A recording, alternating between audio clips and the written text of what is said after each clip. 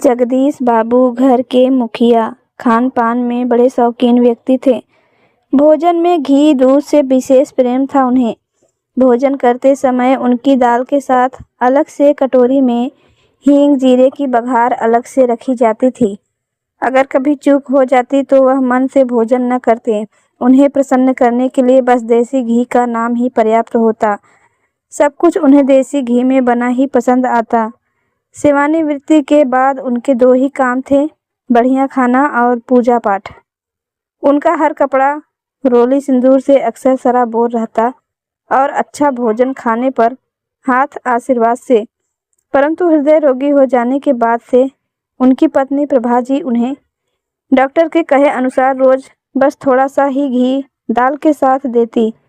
बड़ी बहू तो उन्हें डॉक्टर की राय और सास की आज्ञा अनुसार घी मक्खन के दूसरे विकल्प देती, पर उनका मन न भरता।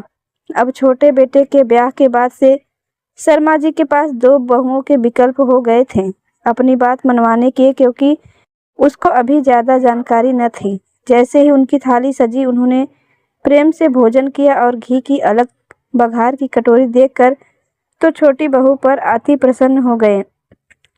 खूब सारे आशीर्वाद के साथ मोटा नेक भी दिया बहू को। अब सभी घर वाले खा पी कर आराम करने लगे। संध्या आरती का भी समय हो गया और दिसंबर का महीना था, सो रोली आरती की तैयारी करने लगी।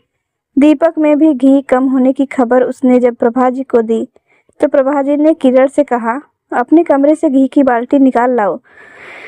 रोली को आश्चर्यचकित नजरों से अपनी तरफ देखते हुए वो नजरें झुकाकर बोली, यहाँ घी दूध दो लोगों से बहुत बचाना पड़ता है, एक बिल्ली से और दूसरा तुम्हारे ससुर जी से, उन्हें जितना घी पसंद है उतना ही नुकसान करता है, उन्हें तो छुपा के रखना पड़ता है।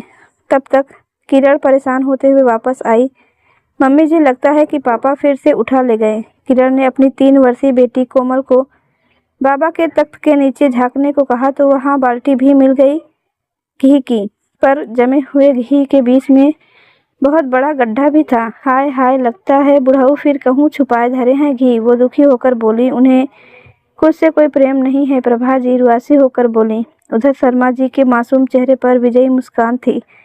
हम भी देखेंगे कि बुढ़ऊ कब तक चुरा के घी खाएंगे। उन दोनों के बीच घी को लेकर तो डाल डाल में पात पात वाली स्थिति होती और बहुओं के पेट में हंस हंस कर बल पड़ जाते।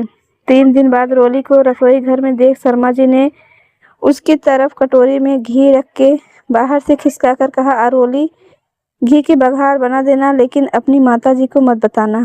रोली को भी उनका मासूम चेहरा देखकर बड़ी दया आई। बच्चे और बूढ़े एक जैसे ही होते हैं, ये सोचकर उसने उन्हें बघार तैयार करके दे दी। दोपहर में उसने प्रभा जी से कहा, माता जी, अगर हम सब ऐसे सख्ती करेंगे तो शायद पापा जी का मन ज़्यादा होगा। अगर हम लोग उन्हें थोड़ी सी घी की बघार दे देंगे तो हो सकता है वो इतना ज़्यादा घी खाना खुद ही छोड़ दे। किरण ने भी हाँ में हाँ मिलाते हुए कहा कि माता जी थोड़ी नरमी बरतिएगा तो शायद पिताजी हमारी बात मान ले। प्रभा जी उदास स्वर में बोली कि मेरी तो सुनते नहीं, हो सकता है तुम ही लोगों से सुधर जाए। ऐसा हुआ भी, मगर पिक्चर अभी बाकी थी। शर्मा जी ताक लगाकर रोली और किरण दोनों से बघार तैयार करवा कर बच्चों के जैसे छुपा कर रखते, फिर हीटर के पास ही पिघला लेते। एक दिन वो दाल में बघार मिलाने ही जा रहे थे कि प्रभा जी के आने की आहट से ही उनसे कटोरी छूट गई और प्रभा जी ने सजा के तौर पर उनसे बातचीत बंद करने का निर्णय ले लिया। अब तो वाकई उन्होंने घी खाना बंद कर दिया। 1 हफ्ता बीत गया। प्रभा जी का दिल भी उन्हें कम खाते देखकर पिघलने लगा, पर शर्मा जी के सीधेपन का रहस्य उनकी क्या सबकी समझ से परे था। उनमें सुधार देखकर प्रभा जी ने भी उनकी चौकीदारी जरूर बंद कर दी। शर्मा जी ने रोली को थोड़ा सा मक्खन देकर बघार तैयार करने को कहा। उसकी शादी को तो महीना भर ही हुआ था, इसलिए वह ससुर जी को मना करने की स्थिति में नहीं थी। वह प्रेम से भोजन करने के बाद आंगन में रखी चारपाई पे बैठकर धूप सेकने लगे। इधर प्रभा जी ने उनकी थाली देखकर पकड़ लिया कि ये रोज ही घी खाते हैं। उनके कमरे की तलाशी लेने के लिए उन्होंने किरण को भी बुला लिया, मगर घी मक्खन का कोई पता नहीं लग रहा था। आखिर ऐसे कहाँ धरे हैं ये राम जी? जमीन खा गई या आसमान निकल गया? अगर होता तो कहीं तो दिखाई पड़ता। अब प्रभा जी अपने शक करने की आदत पर पछता रही थी। इधर बाहर बैठे शर्मा जी को धूप में थोड़ी गर्माहट लगी तो उन्होंने स्वेटर और कुर्ता उतार दिया। अब वह इनर ही पहनकर धूप सेकने लगे। इनर पर पेट के पास एक बड़ा सा सिंदूर का दाग लगा था जो अचानक गीला होने लगा। कोमल अंदर चिल्लाते हुए आई, अम्मा, बाबा के पिट्टू, पेट में खून निकल रहा है। सब घबराते हुए आंगन में भागे मगर शर्मा जी को खुद को किसी को छूने भी नहीं दे रहे थे। बहुएं तो पास जा नहीं सकती थीं। ऐसे में हथियार बनाया गया कोमल को। किरण ने उसे समझाकर कहा, देखो बाबा के कहाँ चोट लगी है, बाल हट के आगे तो भगवान की भी नहीं चलती। कोमल ने जैसे ही बाबा का इनर ऊपर खिसकाया तो उनकी जेब वाली बनियान के अंदर से निकला अमूल बटर का पैकेट जो धूप और शरीर की गर्मी पाकर पिघल गया था।